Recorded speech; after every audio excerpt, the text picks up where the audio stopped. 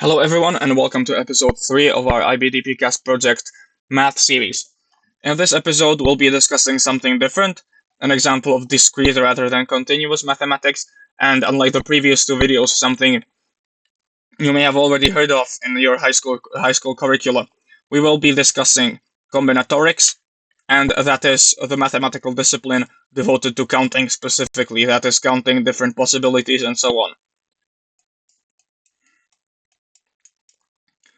It's an example of discrete mathematics, so unlike analytical number theory and complex analysis, which deal with the real number line and the complex plane, and thus are continuous, combinatorics usually in its pure form deals with discrete countable things.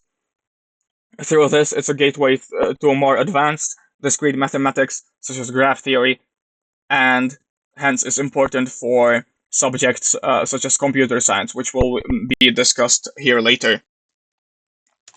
Now, the building block of combinatorics is the thing called an operation called the factorial, which is denoted as a number n exclamation mark. It's defined for natural numbers, and it's defined as n times n minus 1 times n minus 2 times n minus 3 and so forth, times 2 times 1 for n's that you obviously do not lay somewhere near those numbers. So it's basically a natural number multiplied by every single lesser natural number between that natural number and 0. So for example, 4 factorial would be 4 times 3 times 2 times 1, making it 12 times 2, which is 24. And so on. Now, what does this tell us? It tells us the possible ways to arrange some set of things. For example, say you have 4 different books. So this would tell you all the different ways to put those books on each other in a pile. So it gives you ways to order a given number of things. This is the building block for the next two important features of combinatorics: the permutation, denoted P n r, close bracket, which is defined as the factorial of n divided by the factorial of n minus r. And this tells us how many ordered sets or lists of with r elements can be made out of a set with n elements. So, since it's ordered, it's something like how many sequences of 2 cards following one another could you take out of a deck of 24 cards?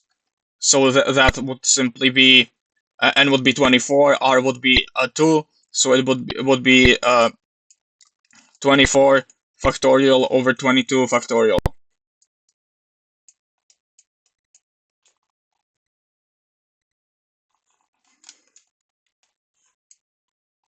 And so on. The next important thing is the combination. Combination may seem very similar, but there's a difference. It's denoted C bracket n r, and it can also be written as a combinatorial number, which are 2 brackets with n and r above each other, and it's defined as n factorial over r factorial times n minus r factorial. Now, what is the difference? A combination doesn't take into account order.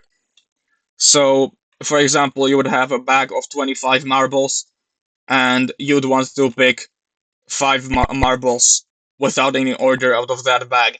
And this tells you the different amount of combinations of marbles you could take out of that bag, which would be 25 factorial over 5 factorial times 20 factorial, and so forth. These are for instances where it's not repeating. If the elements in the set can repeat, there are different formulae. For repeating permutations, we can denote them P dash n r. It's n to the power of r if the elements can repeat. And for repeating combinations,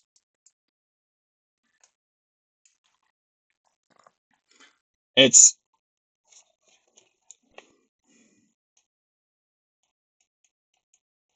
equal to n plus r minus 1 factorial divided by r factorial times n minus 1 factorial.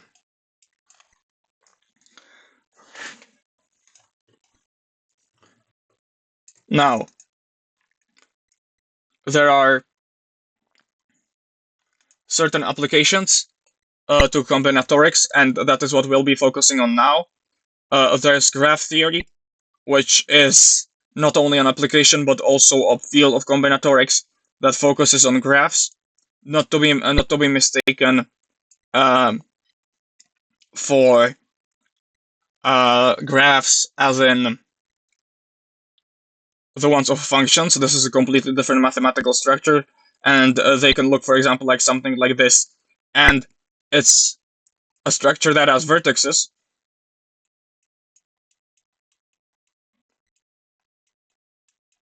connected by lattices. And this field of mathematics was essentially invented by Leonhard Euler when he was tasked to solve the famous Königsberg bridge problem as to whether all the bridges in the city of Königsberg could be crossed in such a way that one only cross each bridge once. There were seven of them, and through this he abstracted the problem and sort of set the foundation for graph theory, which is one of the main reasons combinatorics is so important. Because, for example, neural networks in the design of artificial intelligence or machine learning is based partly on graph theory. And so combinatorics can be said to have applications in computer science and so on, giving us stuff such as AI.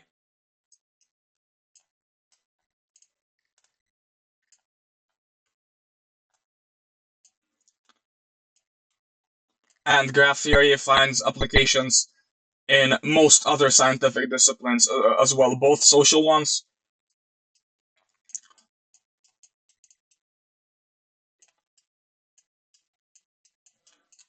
such as sociology and linguistics, where they're used to model, for example, language acquisition over time, or uh, language acquisition between regions, or social networks, and so on. And through this, the field of mathematics that may just seem like useful for doing card tricks and gambling, combinatorics, is actually useful in terms of scientific applications, as it's one of the things that contributed to artificial intelligence and many other scientific disciplines. Thank you for listening. This is it for episode 3.